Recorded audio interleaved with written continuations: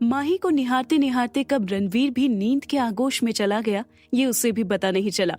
सुबह की पहली किरण जब रणवीर की आंखों पर पड़ी, तब जाकर उसकी नींद खुली। रणवीर ने जब अपने चारों तरफ नजर घुमाकर देखा, तब उसे याद आया कि वो रात भर माही के रूम में ही था। माही इस वक्त उसके सीने पर सिर रखकर और उसे कसकर पकड़े हुए सुकून से सो रही थी। माही की गर्म सांसें रणवीर को अपने सीने पर महसूस हो रही थी और उसके सिल्की बाल चेहरे पर आ रहे थे। रणवीर ने अपनी उंगलियों से माही के चेहरे पर आने वाले बालों को उसके कान के पीछे किया। माही सोते हुए रणवीर को बहुत ही मासूम और क्यूट लग रही थी। रणवीर ने आहिस्ता से उसे तकिए पर सुलाया। ऐसा करते हुए रणवीर ने इस बात का पूरा ध्यान रखा कि माही की नींद न खुले। रणवीर का उसे ऐसे छोड़कर जाने का बिल्कुल मन नहीं था, पर वो अब ज्यादा देर यहाँ नहीं रुक सकता था। उसने झुककर माही के होठों पर एक लाइट किस की और जैसे ही उठकर जाने लगा, तभी उसे ऐसा लगा जैसे किसी ने पीछे से उसकी शर्ट खींची हो। रणवीर ने पीछे देखा तो माही ने नींद में उसकी शर्ट का एक कोना कसकर पकड़ रखा था, जिसे देखकर रणवीर के चेहरे पर स्माइल आ गई। उसने धीरे से अपनी शर्ट को माही के हाथों से छुड़ाया और माही के फॉरहेड पर किस करके वहां से चला गया। थोड़ी देर में माही की नींद खुली और वो अंगड़ाई लेते हुए बैठ गई। तभी उसकी नजर सामने सोफे पर रखे टेडी बेयर पर गई, जिसे वो रात में पकड़कर सो रही थी। उसे कुछ समझ नहीं आया कि उसका टेडी बेयर वहां सोफे पर कैसे पहुंचा। वो अभी अपने सोच में ही गुम थी कि तभी उसके रूम का डोर ओपन हुआ और सारिका अंदर आते हुए बोली, उठ गई मेरी क्यूटी पाई। माही ने भी स्माइल करते हुए सारिका को गुड मॉर्निंग विश किया। फिर सारिका ने उसके फॉरहेड छूकर उसका फीवर चेक किया और फिर उसने एक चैन की सांस ली, क्योंकि अब माही का फीवर उतर चुका था। सारिका ने प्यार से पूछा, माही अब तुम्हारी तबीयत कैसी है? माही ने भी स्माइल करते हुए कहा, हाँ दी, मैं अब ठीक हूँ। सारिका ने कहा, चलो फिर जल्दी से रेडी होकर नीचे आ जाओ, हम सब तुम्हारा नाश्ते पर वेट कर रहे हैं। माही भी जल्दी से उठकर वॉशरूम की तरफ चली गई। माही जल्दी से रेडी होकर नीचे आई तो देखा कि सभी उसका ही वेट कर रहे थे। माही ने जल्दी से नीचे आकर सबको गुड मॉर्निंग विश किया। महेश जी ने प्यार से पूछा, बेटा तुम्हारी तबीयत अब कैसी है?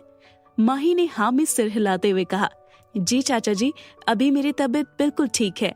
फिर निर्मला जी ने भी बड़े प्यार से माही के सिर पर हाथ फेरा और सब ने अपना ब्रेकफास्ट करना शुरू किया। तभी महेश जी ने कहा, माही तुम्हारे लिए गुड न्यूज है बच्चा। माही ने सवालिया नजरों से उनकी तरफ देखते हुए पूछा, चाचा जी कौन सी गुड न्यूज, जल्दी बताइए। महेश जी ने मुस्कुराते हुए कहा, माही तुम्हारे बाबा आ रहे हैं। ये सुनकर माही एकदम उछलते हुए बोली, क्या बाबा आ रहे हैं, कब? महेश जी ने हंसते हुए कहा, अरे बेटा पहले ढंग से बैठकर नाश्ता तो करो, बता रहा हूँ 3 दिन बाद भैया यहाँ आ रहे हैं। बड़ी मुश्किल से वो माने हैं और मैंने उन्हें यहाँ रहने के लिए राजी भी कर लिया है। ये बात माही के लिए किसी सरप्राइज से कम नहीं थी। अभी कुछ टाइम पहले तक वो बहुत उदास थी, लेकिन इस खबर से वो पहले वाली माही बन गई थी जो सिर्फ चहकना जानती थी। माही को इतना खुश देखकर सबको बहुत अच्छा लगा। महेश जी काफी दिनों से नोटिस कर रहे थे कि माही अपने बाबा को काफी मिस करती है, इसलिए उन्होंने गंगाधर जी को मनाया था यहाँ आने के लिए। माही अपना ब्रेकफास्ट करके सारिका के साथ अपने कॉलेज चली गई। सारिका ऑफिस जाने से पहले माही को अक्सर कॉलेज ड्रॉप करते हुए जाती थी और क्लासेस के बाद माही को पिक करने के लिए घर से ड्राइवर आ जाता था। माही और सारिका गाड़ी में शादी की तैयारी को लेकर डिस्कस करते करते कॉलेज पहुंच गई। जैसे ही दोनों गाड़ी से बाहर आई, तभी उनकी गाड़ी के सामने एक और गाड़ी आकर रुकी और उसमें से 2 लोग बाहर आए। सारिका ने जब उन लोगों को देखा तो उसके फेस पर बड़ी सी स्माइल आ गई। वहीं सामने रूही को देखकर माही के फेस पर भी स्माइल आ गई। पर जैसे ही उसकी नजर उसके साथ में खड़े रणवीर पर गई तो उसके फेस की स्माइल एकदम से गायब हो गई। सामने से रूही ने अपना हाथ हिलाकर सारिका और माही को हाय कहा और दौड़ती हुई उनके पास आई। उनके पीछे ही रणवीर अपने पॉकेट में दोनों हाथ डाले धीरे धीरे उनकी तरफ बढ़ रहा था। रणवीर को देखकर माही को उस रात रणवीर का किया गया बिहेवियर याद आने लगा। रणवीर एकटक माही को ही देखता जा रहा था। माही ने अपनी नजरें रणवीर की तरफ से फेर ली और रूही से बात करने लगी। रूही ने खुश होते हुए सारिका से कहा, हाय भाभी, आप कैसी हो? और माही तुम कैसी हो? रुद्र भाई ने बताया था कि तुम्हारी तबीयत ठीक नहीं थी। माही ने स्माइल करते हुए कहा, अभी मेरी तबीयत बिल्कुल ठीक है। सारिका ने स्माइल करते हुए रणवीर से कहा। रणवीर, कल रुद्र, मैं और माही तीनों शादी की शॉपिंग के लिए जा रहे हैं। तुम और रूही भी चलो ना हमारे साथ। माही ने सारिका को देखकर एक नजर रणवीर को देखा और फिर सारिका से बोली, दी, कल मुझे कॉलेज में एक जरूरी काम है तो मैं आप लोगों के साथ नहीं आ पाऊंगी। रणवीर समझ गया कि माही शॉपिंग पर क्यों नहीं आना चाहती है। उसने कुछ सोचते हुए सारिका से कहा, सारिका, वो क्या है ना, कल मेरी अर्जेंट मीटिंग है तो मैं तो नहीं आ पाऊंगा, तुम सब चले जाना। जब माही ने सुना कि रणवीर कल नहीं आने वाला है तो उसे मन ही मन तसल्ली मिली, क्योंकि उसने रणवीर की वजह से ही शॉपिंग पर जाने से मना किया था। उसने सारिका से कहा, दी, कोई बात नहीं, मैं कल टाइम निकाल कर आ जाऊंगी, थोड़ा सा काम है, मैं आज ही फिनिश कर लूंगी। माही की बात सुनकर रणवीर के चेहरे पर एक ना दिखने वाली मिस्टीरियस स्माइल आ गई। उसकी बात सुनकर सारिका ने उसे कंफ्यूजन से देखा, क्योंकि अभी वो मना कर रही थी और अभी चलने को बोल रही थी। सारिका ने कहा, माही, अगर तुम्हारा काम भी होता ना तो भी मैं तुम्हें अपने साथ लेकर जाती। मेरी शादी की शॉपिंग है और तुम नहीं आओगी, भला ऐसा कैसे हो सकता है? रूही ने कहा, हाँ भाभी, मैं भी आऊंगी भाई के साथ, हम सब एंजॉय करेंगे। माही, जो रणवीर की नजरों से थोड़ा अनकंफर्टेबल फील कर रही थी, उसने जल्दी से रूही से कहा, चलो रूही, क्लासेस शुरू होने वाली होंगी, हमें देर हो रही है। ये कहते हुए वो रूही का हाथ पकड़कर उसे लगभग खींचते हुए अपने साथ कॉलेज के अंदर ले गई। सारिका ने भी रणवीर को बाय कहा और अपनी गाड़ी में बैठकर निकल गई।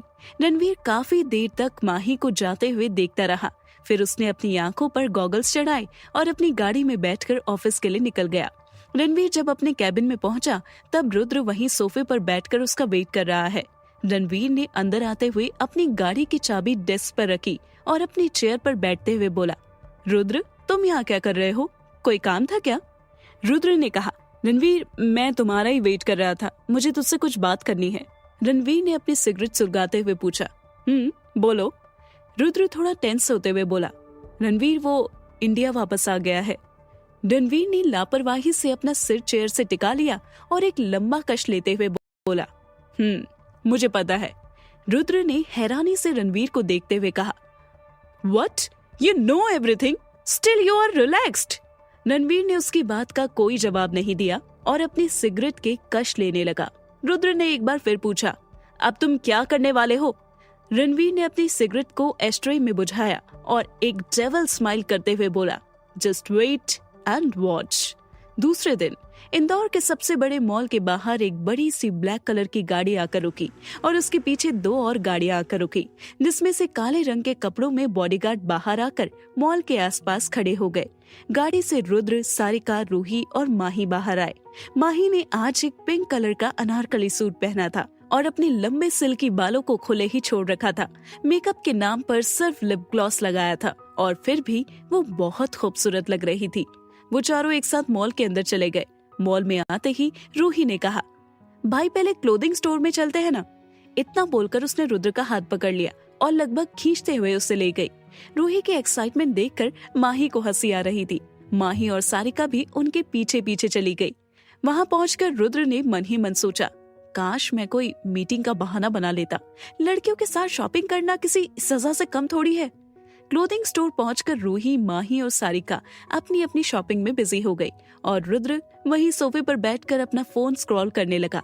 जब भी सारिका रुद्र से किसी ड्रेस के बारे में पूछती थी तो रुद्र बिना उसकी तरफ देखे ही उस ड्रेस को अच्छा बताकर अपनी जान छुड़ा रहा था। जब काफी देर तक रुद्र ऐसे ही करता रहा तो सारिका गुस्से में हाथ बांध कर खड़ी हो गई। उसने रुद्र को बिना कोई ड्रेस दिखाए कहा, रुद्र, मैं कैसी लग रही हूँ?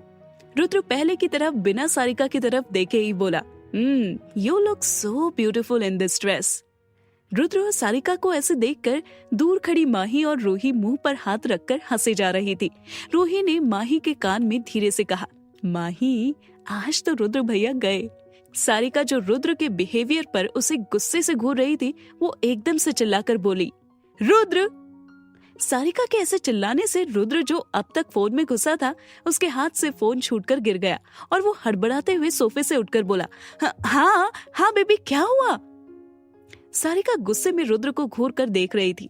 रुद्र के पूछने पर सारिका ने कहा, मैंने 2-3 बार तुमसे पूछा कि मेरी ड्रेस कैसी लग रही है और तुमने बिना देखे कहा, you are looking so beautiful in this dress, जबकि मैंने दूसरी कोई ड्रेस चेंज की ही नहीं थी। अभी हमारी शादी हुई नहीं है और तुमने अभी से मुझे इग्नोर करना शुरू कर दिया। रुद्र ने सारिका को मनाने वाले अंदाज में कहा, बेबी, मैं तो तुम्हें अपने मन की आंखों से देख रहा था। वैसे भी तुम इतनी खूबसूरत हो कि तुम जो भी पहनोगी उसमें खूबसूरत ही लगोगी। You are the most beautiful girl in this world. Sarika Rudra की बातों को सुनकर शर्मा गई और स्माइल करते हुए बोली, सच? इतना कहकर वो रुद्र के गले लग गई। रुद्र मन ही मन ऊपर वाले का शुक्रिया अदा करते हुए बोल रहा था, आज तो तू बच गया रुद्र। दूर खड़ी रूही ने माही से कहा, इनका अलग ही चलता रहता है, चलो हम अपनी शॉपिंग पर फोकस करते हैं। फिर दोनों अपनी अपनी शॉपिंग में लग गई। माही ने अपने लिए एक लहंगा सिलेक्ट किया और उसे ट्राई करने के लिए ट्रायल रूम में चली गई। माही वो लहंगा पहनकर बाहर सारिका और रूही को दिखाने आई और घूमकर अपना लहंगा दिखाने लगी। माही का गोरा रंग जो थोड़ा गुलाबी रंगत लिए हुए था, उस पर वो हरे रंग का लहंगा गजब लग रहा था। वहाँ कोई और भी था जिसकी गहरी नजरें माही को देख रही थी। सारिका ने माही को ऊपर से नीचे तक देखते हुए कहा, वो Mahi, you are looking so pretty in this lehenga, इसे भी पैक करवा लेते हैं। माही को भी वो लहंगा बहुत पसंद आ रहा था। वो चेंज करने वापस ट्रायल रूम में चली गई। उसने अपने लहंगे का दुपट्टा हटाया ही था कि उसे अपनी पीठ पर किसी की ठंडी उंगलियों का टच महसूस हुआ। माही ने घबराकर पीछे देखा तो सामने खड़े शख्स को देखकर उसकी आंखें हैरानी से बड़ी हो गई। कौन था ट्रायल रूम में जिसे देखकर माही एकदम शॉक्ड रह गई? आखिर किसके लौट कर आने से रुद्र परेशान था? जानने के लिए सुनते रहिए टॉक्सिक लव सिर्फ